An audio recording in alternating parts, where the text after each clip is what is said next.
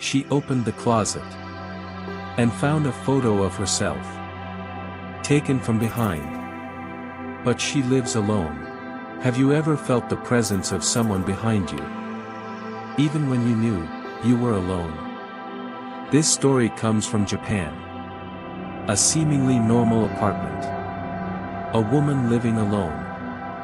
And a shadow that should never have existed. Tonight, we tell the tale of the shadow behind the door. Listen closely, because this story might follow you home. In 2017, Akiko Tanaka, a 29-year-old woman working as a receptionist in Shinjuku, finally found her own place. Room 402. 4th floor. Just enough space for one person. A compact kitchen, a small bathroom, and a sliding door that led to a traditional tatami room. The rent? Incredibly low.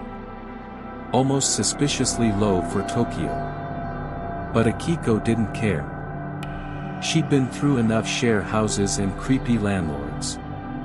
Her only neighbor on the floor was an elderly man in room 403. She rarely saw him. He always kept his door shut. For the first few days, everything seemed fine. On her second night, while brushing her teeth, Akiko heard a low thud coming from the tatami room. She walked over cautiously. Nothing seemed out of place. But the air felt colder. Heavier. She went back to the bathroom. Thud. Louder this time. She opened the sliding door fully. Again, nothing. But now, there was something else. A faint smell. Like incense.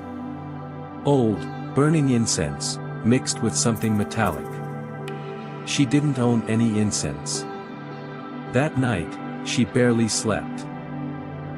A few days later, she came home late after work.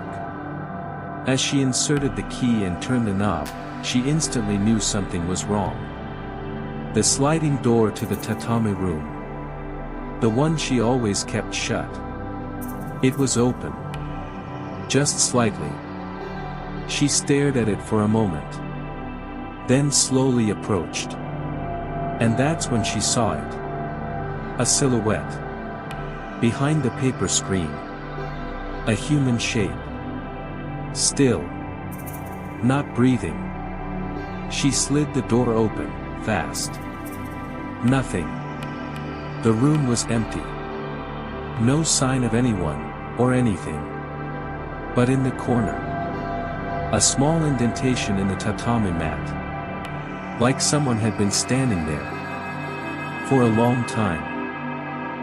The next morning, she decided to clean. The smell was getting worse. That odd blend of incense and rust. She opened the built-in closet in the tatami room. Inside, she found something that froze her blood. A tiny wooden shrine. Covered in dust. Surrounded by burnt-down candles. In the middle was an old black and white photo of a man. His eyes scratched out. On the back, a name, Kazuo. She didn't know any Kazuo. Beneath the photo, was something far worse. A small piece of paper. With writing in red ink. He is still here. Akiko immediately called the landlord. The landlord arrived that afternoon. A thin, tired man in his 60s. When she showed him the shrine, he sighed heavily. I was hoping it was gone, he said. Then he told her.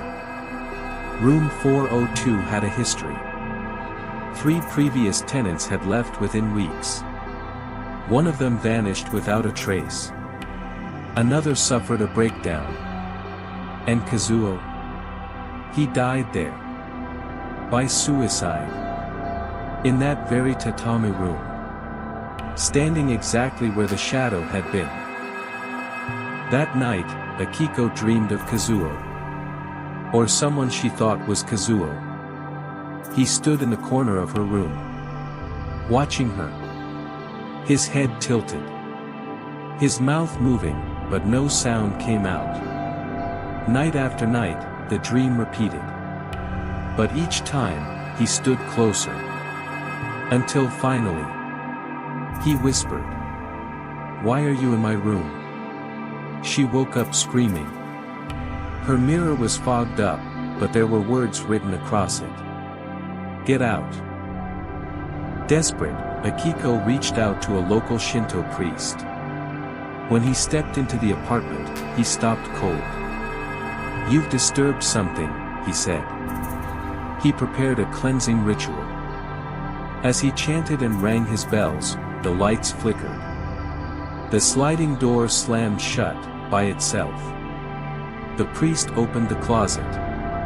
And screamed. Inside, was a new photograph. A photo of Akiko. Taken from behind. Burned at the edges. She never took that photo. No one should have been in the apartment with her.